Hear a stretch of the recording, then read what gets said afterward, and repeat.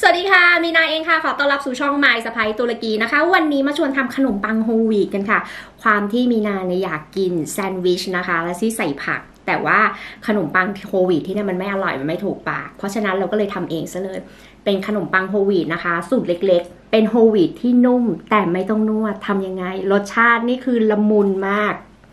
มีนาการันตีนะไปเริ่มทำกันเลยค่ะเรามาเริ่มทำกันเลยนะคะมีน้ำค่ะน้ำครึ่งถ้วยตวงแล้วก็มีนมนะคะนมอุ่นนะคะครึ่งถ้วยตวงใส่ลงไปทำแบบเร็วๆน้ำตาลทรายค่ะ2 ช้อนโต๊ะนะคะแล้วก็ยีสต์ค่ะ1 ช้อนชาคนส่วนผสมทุกอย่างให้เข้ากันนะคะใส่แป้งโฮลวีตลงไปค่ะครึ่งถ้วยตวงกับอีก1 ช้อนโต๊ะตัวนี้มันจะเป็นแบบว่าผสมแป้งโฮลวีตลงไปด้วยนะคะแต่ว่าไม่ได้ผสมเต็มร้อยเนาะ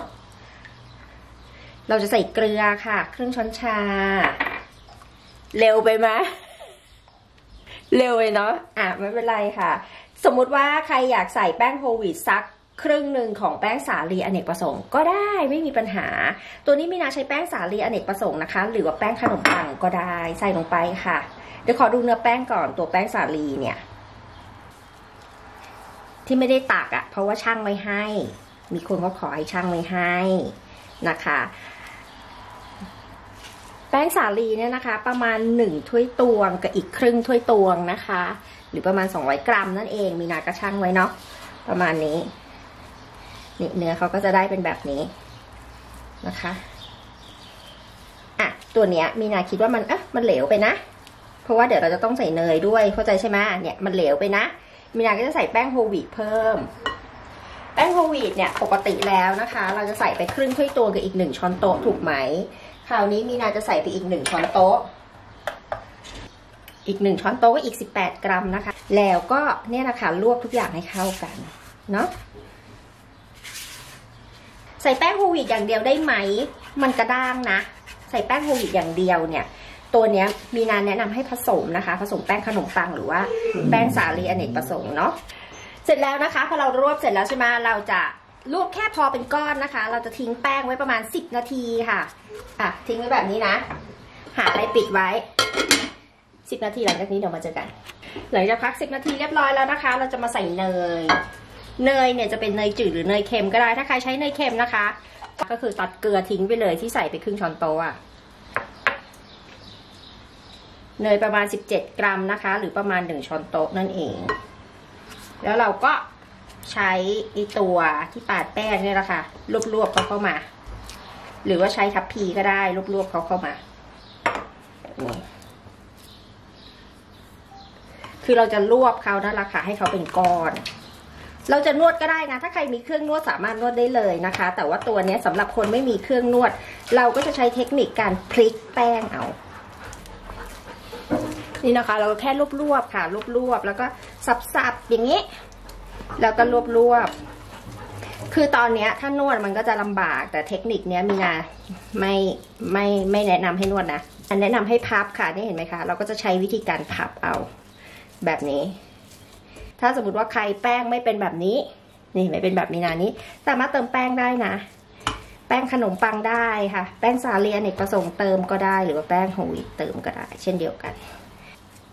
แบบนี้นะคะเดี๋ยวเราจะพักแป้งนะคะไว้ประมาณ20 นาทีแล้วเราจะมาพักแป้งต่อ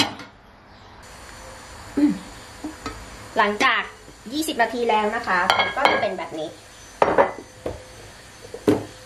โรยแป้งไปหน่อยนึงค่ะนิดเดียวแล้วเราจะกลับแป้ง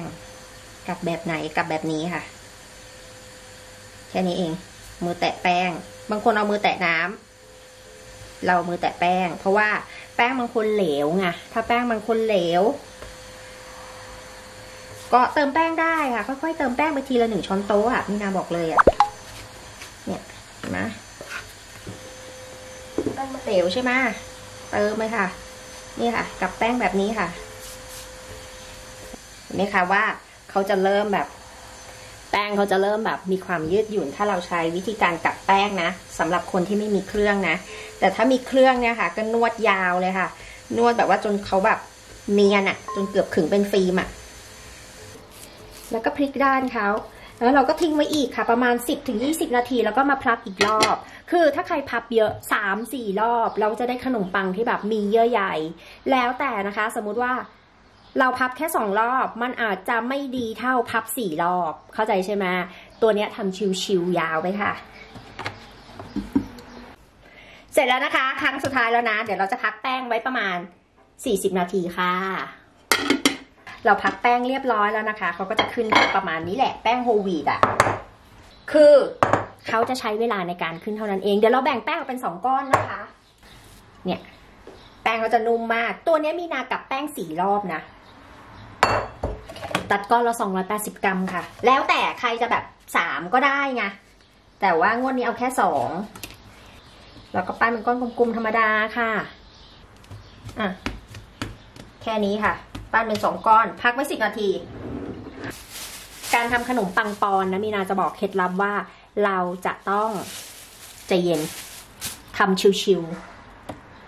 ๆพิมพ์นะคะมีนาใช้ตัวนี้ค่ะ11 เซนนะคะคูณ21แล้วก็สูง11แต่ว่าถ้าใครมีพิมพ์ที่ยาวกว่านี้ใช้ได้เหมือนกันนะตัวนี้มันจะเล็กไปนิดนึงแต่ไม่เป็นไรทาด้วยเนยนะคะหรือทาด้วยน้ำมันง่ายแบบนี้เท่านั้นง่ายๆเลยนะคะโรยแป้งนิดนึงค่ะเผื่อติดเห็นไหมข้างล่างเนี่ยเราต้องโรยแป้งนิดนึงเดี๋ยวติดแล้วเดี๋ยวหน้ามันไม่สวยนะคะเสร็จแล้วเราก็พับเขาค่ะพับเขาแบบนี้เอาสันมือเนี่ยค่ะตีมันลงไปเหมือนกับเก็บตะเข็บอะเท่านั้นเองเสร็จแล้วก็ทำเป็นแบนแบบนี้ตามทันนะคะโรยแป้งนิดนึงนะคะเพราะว่าเราจะกลับด้านเนาะตัวนี้ค่ะเสร็จแล้วเราก็ม้วนค่ะม้วนเขา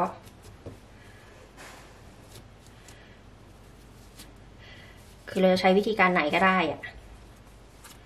แค่นี้เอง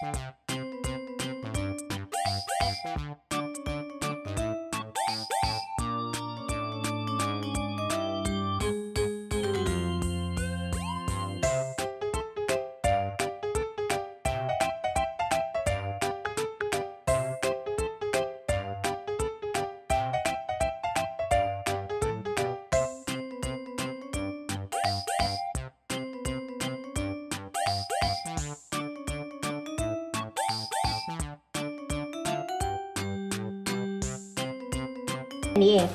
นี่ไงคราวนี้เราจะพักแป้งนะคะให้เขาขึ้นประมาณนี้เลยนะให้เขาขึ้นประมาณนี้เลยนะก็คือพักแป้งให้เขาขึ้นเป็น2 เท่าละค่ะจะนานขนาดไหนก็ได้บางคนเนี่ยพัก1 ชั่วโมงครึ่งเลยนะเพราะว่าแป้งโฮลวีตเนี่ยเขาขึ้นช้าเดี๋ยวเราทาไข่แดงผสมน้ำนิดนึงนะคะหรือว่าจะอบเลยก็ได้ไม่ต้องทาก็ได้แล้วแต่นะจะอบที่ไฟ180 องศานะคะไฟบนล่างไม่เปิดพัดลมค่ะอบเลยนะ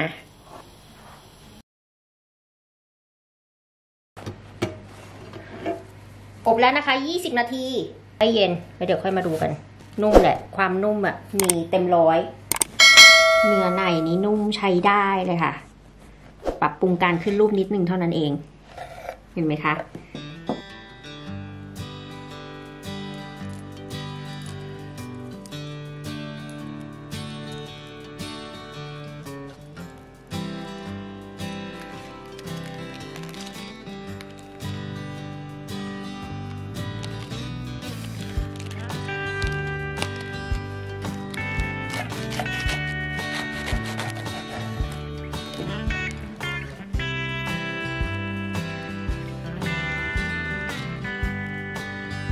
มาทานกันค่ะ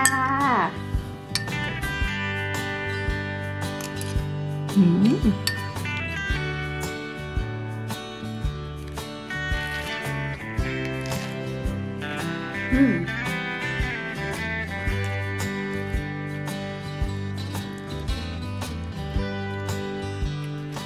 ุ่มจริงอะไรจริงค่ะยังไงฝากกดไลค์กดแชร์แล้วกดติดตามให้ด้วยนะคะสูตรนี้มีนาการันตีความหวานความเค็มความนุ่ม